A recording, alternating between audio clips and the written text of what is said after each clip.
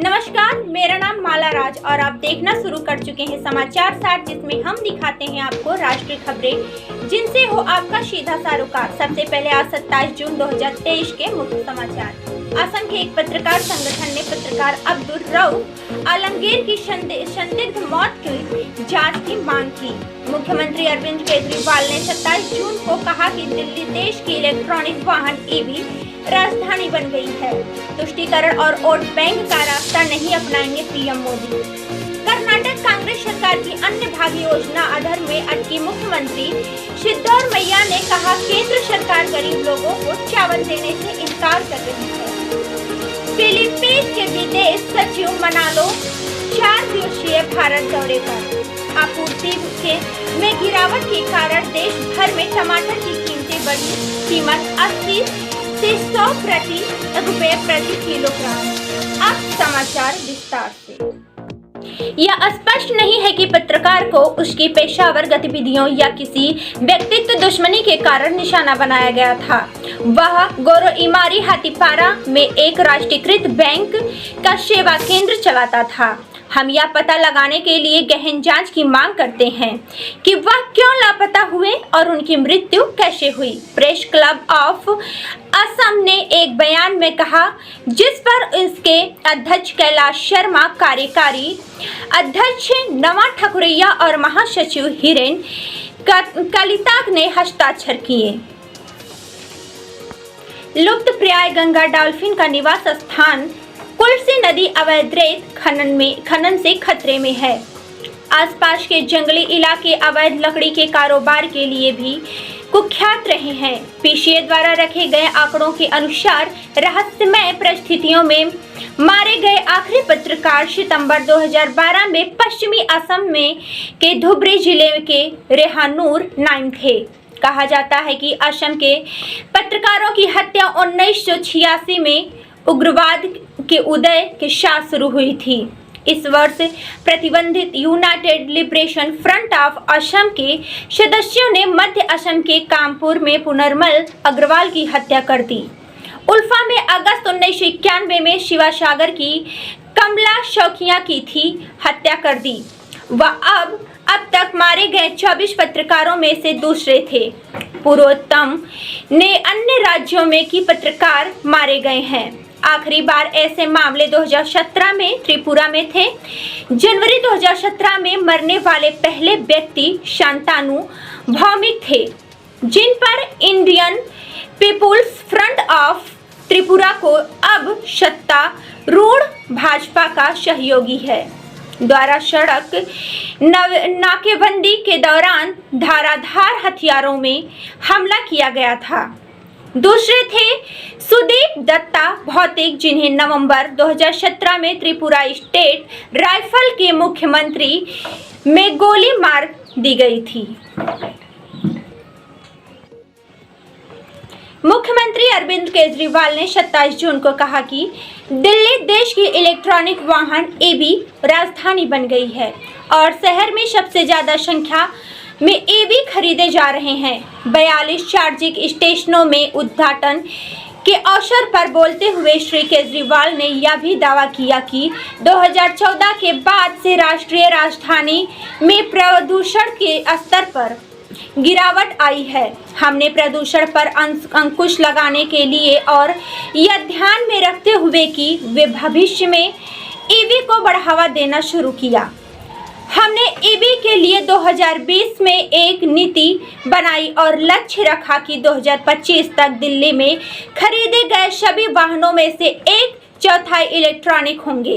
श्री केजरीवाल ने कहा, दिल्ली ईवी नीति अगस्त 2020 में शहर को देश की ईवी राजधानी के रूप में स्थापित करने और वाहन खंडों में ईवी अपनाने की गति में तेजी लाने के उद्देश्य से शुरू की गई थी। खासकर दो पहिए वाहनों, सार्वजनिक और साझा वाहनों और माल वाहक भी व्यापक श्रेणी में। मुझे यह बताते हुए खुशी हो रही है कि दिल्ली में खरीदे गए सभी वाहनों में से 13% इलेक्ट्रॉनिक वाहन हैं। अगस्त 2020 से दिल्ली में 1.28 लाख इलेक्ट्रॉनिक वाहन खरीदे गए हैं। उन्होंने आगे कहा, दिल्ली में मुख्यमंत्री ने यह कहा कि नीति आयोग ने की दिल्ली की ईवी नीति का सराहना। श्री केजरीवाल ने यह भी दावा किया कि दिल्ली चार्जिंग स्टेशनों पर बिजली की सबसे सस्ती दर प्रदान करती है। प्रधानमंत्री नरेंद्र मोदी ने मंगलवार 27 जून 2023 को कहा कि भारतीय जनता पार्टी ने फैसला किया है कि तुष्टीकरण और वोट बैंक की राजनीति का रास्ता नहीं अपनाएगी। मध्य प्रदेश की राजधानी भोपाल की अपनी यात्रा के दौरान श्री मोदी देश भर से चुने गए उन भाजपा कार्यकर्ताओं को संबोधित कर रहे थे, जिन्होंने पार्टी के मेरा बूथ सबसे मजबूत अभियान के तहत अपने बूथों को सशक्त बनाने में प्रभावी योगदान किया है। श्री मोदी ने कहा कि पार्टी कार्यकर्ता भाजपा की सबसे बड़ी ताकत है और भाजपा को दुनिया की सबसे बड़ी पार्टी बनाने में मध्य प्रदेश की बड़ी भूमिका है। पीएम मोदी ने बीजेपी कार्यकर्ताओं से कहा, हम वातानुकूल कार्यालयों में बैठक आदेश जारी नहीं करते हैं। हम लोगों के साथ रहने के लिए कठोर मौसम का भी सामना करते हैं। उन्होंने कहा, भाजपा ने फैसला किया है कि वह तुष्टीकरण और वोट बैंक का रास्ता नहीं अपनाएगी। उन्होंने यह भी कहा कि 3 तलाक का समर्थन करने वाले मुस्लिम बेटियों के साथ घोर अन्याय कर रहे हैं। प्रधानमंत्री ने आगे कहा कि भारत को विकसित देश बनाने के लिए गांव का विकास जरूरी है। वो सब तो ठीक है, बड़ा सवाल यह है कि तुष्टीकरण को बढ़ावा कौन दे रहा है? गांव के पिछड़ेपन के लिए कौन है जिम्मेदार?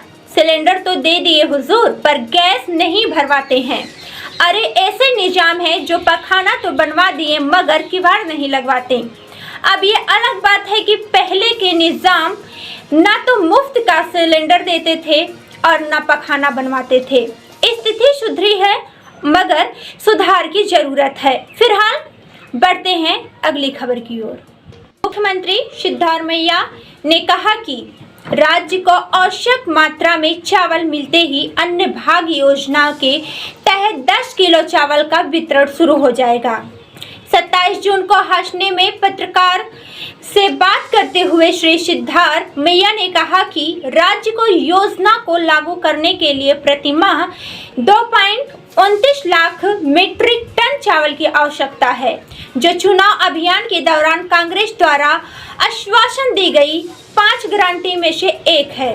भारतीय खाद्य निगम के पास हमें आवश्यक मात्रा में चावल की आपूर्ति करने के लिए पर्याप्त स्टॉक है। इसने हमें चावल उपलब्ध कराने पर सहमति व्यक्त की थी और लिखित में भी यह बात बता दी थी। हालांकि बाद में उन्होंने अपना रुख बदल लिया। केंद्र सरकार गरीब लोगों को चावल देने से इनकार कर रही है। उन्होंने कहा, मुख्यमंत्री ने कहा कि राज्य सरकार आवश्यक मात्रा में चावल खरीदने के लिए ईमानदार प्रयास कर रही है। हमने पंजाब, छत्तीसगढ़, आंध्र प्रदेश और तेलंगाना सरकारों से संपर्क किया। हमें अपेक्षित मात्रा नहीं मिल रही है। हमने NCCF, नेफेड और अन्य एजेंसियों से कोटेशन मंगाए हैं। हम अगली कैबिनेट बैठक में फैसला लेंगे। पूर्व सीएम BS येदियुरप्पा के इस बयान पर प्रतिक्रिया व्यक्त करते हुए कि यदि राज्य सरकार 10 किलो चावल वितरित करने में विफल रही तो भाजपा 1 जुलाई को विरोध प्रदर्शन शुरू करेगी। श्री सिद्धारमैया ने कहा कि भाजपा नेताओं को विरोध प्रदर्शन करने का कोई नैतिक अधिकार नहीं है। उन्होंने आरोप लगाया कि उन्होंने वादे पूरे नहीं किए। उन्होंने अपने घोषणा पत्र में कहा था, पिछले चुनाव में भाजपा ने 600 आश्वासन दिए थे, क्या भाजपा ने उन्हें पूरा किया? उसने पूछा। उन्होंने कहा, विरोध प्रदर्शन करने के बजाय भाजपा नेताओं को केंद्र सरकार से संपर्क करना चाहिए और हमें FCI से चावल की आपूर्ति करनी चाहिए। एक सवाल के जवाब में सीएम ने कहा कि राज्य सरकार भाजपा शासनकाल की कथित भ्रष्टाचार की जांच कराएगी। भाजपा शासन के दौरान 4 मेडिकल कॉलेजों का निर्माण हुआ और इस परियोजना में भ्रष्टाचार के आरोप लगे। उनके शासन के दौरान 40% 20% कमीशन के साथ साथ कोविड महामारी के दौरान आवश्यक वस्तुओं की खरीद में धन के कुप्रबंधन का भी आरोप लगा था। हम बिटकॉइन घोटाले और चामराजनगर में ऑक्सीजन की अनुपलब्धता के कारण लोगों की मौत सहित इस सभी आरोपों की जांच करेंगे। तत्कालीन स्वास्थ्य मंत्री के सुधारक ने घटना के मौतों की संख्या के बारे में जनता को गुमराह किया था। उन्होंने कहा, मुख्यमंत्री सिद्धार्थ मौर्य ने नाथ प्रभु केम्पे गौड़ा की 514वीं जयंती के अवसर पर राज्य स्तरीय कार्यक्रम में भाग लेने के लिए हासन का दौरा किया।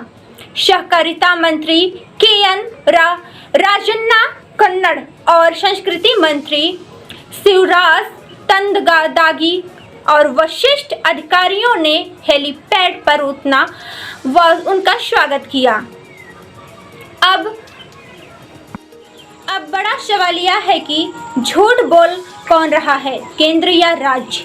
जो भी हो, इस केंद्र और राज्य की रस्साकशी में पीस रही है कर्नाटक की जनता और नेताजी दिल्ली जा रहे हैं। वो भी दिखा रहे हैं कि केंद्र सरकार सहयोग नहीं कर रही है। आपको अनाज वो देना ही नहीं चाहती। पिछली बार कांग्रेस पार्टी महंगाई के लिए केंद्र सरकार को जिम्मेदार ठहराकर कर्नाटक के चुनाव को जीतकर हासिल किया था। यही रस्साकशी जारी रही तो भाजपा को आने वाले लोकसभा चुनाव के लिए नुकसान का सामना करना पड़ सकता है। फिलहाल भाजपा इसको नजरअंदाज करके सीट का नुकसान उठाएगी या फिर कर्नाटक को अन्य आवंटन करके एक प्रचार का काट फेंकेगी। देखते हैं इस नाटक में कर्नाटक को अन्न मिलता है या नहीं। बढ़ते हैं अगली। फिलिपिनो के विदेश सचिव एंड्री मनालो की मंगलवार 27 जून से भारत की 4 दिवसीय यात्रा के दौरान समुद्री सुरक्षा, व्यापक और निवेश, स्वास्थ्य और पर्यटन के क्षेत्रों में द्विपक्षीय सहयोग को बढ़ावा देना एजेंडे से सबसे ऊपर होगा। विदेश मंत्रालय ने कहा कि मनालो की यात्रा भारत और फिलीपींस के बीच द्विपक्षीय संबंधों की व्यापक समीक्षा करने और उन्हें और गहरा और मजबूत करने के तरीके तलाशने का अवसर प्रदान करेगी। विदेश मंत्री एस जयशंकर और श्री मलानो 29 जून को द्विपक्षीय सहयोग पर भारत फिलीपींस संयुक्त आयोग की 5वीं बैठक की सह-अध्यक्षता करेंगे। फिलीपींस के विदेश सचिव श्री जयशंकर के निमंत्रण पर भारत आ रहे हैं। विदेश मंत्रालय ने कहा कि दोनों पक्ष जैसे विषय में राजनीतिक, रक्षा, सुरक्षा, समुद्री सहयोग, व्यापक और निवेश, स्वास्थ्य और पर्यटन सहित द्विपक्षीय संबंधों के संपूर्ण आयाम की समीक्षा करेंगे। इसमें कहा गया है कि दोनों पक्ष आपसी हित के क्षेत्रीय और बहुपक्षीय मुद्दों पर भी चर्चा करेंगे। सचिव मनालो फिलीपींस के विदेश सेवा संस्था FSI और भारतीय विश्व मामलों की परिषद ICDW के बीच हस्ताक्षरित समझौता ज्ञापन के तहत एक संयुक्त प्रयोजन के रूप में 27 जून 2023 को नई दिल्ली में एक टमाटर विक्रेता पूरे भारत में टमाटर की कीमतें बढ़ गई हैं और देश के विभिन्न हिस्सों में खुदरा कीमत 100 रुपए प्रति किलोग्राम को पार कर गई है। हाल में ही देश भर के बाजारों में टमाटर की कीमतें 10 रुपए से 20 रुपए प्रति किलोग्राम से बढ़कर 80 रुपए से 100 रुपए प्रति किलोग्राम हो गई है। इसके पीछे का कारण टमाटर उत्पादक क्षेत्रों में गर्मी और भारी बारिश के कारण आपूर्ति में गिरावट है। मुंबई स्थित कमोडिटी बाजार विशेषज्ञ और केडिया एडवाइजरी के प्रमुख अजय केडिये ने कहा, इस साल कई कारणों से पिछले वर्षों की तुलना में कम टमाटर बोए गए थे। जैसे कि पिछले साल बीन्स की कीमत बढ़ी गई, किसानों ने इसकी खेती शुरू कर दी। इस वर्ष फैलिया, हालांकि मानसूनी बारिश की कमी के कारण फसलें सूख गईं और मुरझा गईं। सब्जियों विशेष रूप से टमाटर की सीमित आपूर्ति, भारी वर्षा और अत्यधिक गर्मी के कारण फसल को हुए नुकसान के कारण है। दिल्ली में रहने वाले मोहम्मद राजू ने कहा, टमाटर 80 रुपए प्रति किलो की कीमत पर बिक रहा है। पिछले 2 दिनों में रेट अचानक बढ़ गया। उनके मुताबिक कीमत में अचानक बढ़ोतरी भारी बारिश के कारण हुई है। मोहम्मद राजू ने कहा, बारिश ने टमाटरों को नष्ट कर दिया। दक्षिणी राज्य कर्नाटक और इसकी राजधानी बेंगलुरु में भी टमाटर की कीमतें आसमान छू रही हैं, क्योंकि लगातार बारिशें फसल को नुकसान कर रही हैं और परिवहन मुश्किल हो गया है। बेंगलुरु के एक बाजार में टमाटर की कीमत 100 रुपए प्रति किलोग्राम तक पहुंच गई है और व्यापारियों ने कहा कि भारी बारिश के कारण फसल को नुकसान हुआ है। यूपी के कानपुर बाजार में एक सप्ताह पहले 40 से 50 रुपए प्रति किलो बिकने वाला टमाटर अब 100 रुपए प्रति किलो बन गया है, जबकि दिल्ली में यह 80 रुपए प्रति किलो बिक रहा है। पहले टमाटर की कीमत 30 रुपए प्रति किलो थी, उसके बाद मैंने इसे 50 रुपए प्रति किलो खरीदा और अब यह 100 रुपए हो गया है। कीमत और बढ़ने वाली है। हम मजबूर हैं, हमें खरीदना होगा। बेंगलुरु के निवासी सूरज गौड़ ने कहा, उत्तर प्रदेश आदेश कानपुर में जरूरी सब्जियों की भारी कमी आम लोगों की जेब पर भारी पड़ रही है। थोक कीमतें 80 रुपए से 90 रुपए प्रति किलोग्राम के बीच और खुदरा दुकानें 100 रुपए प्रति किलोग्राम के हिसाब से टमाटर बेच रही है।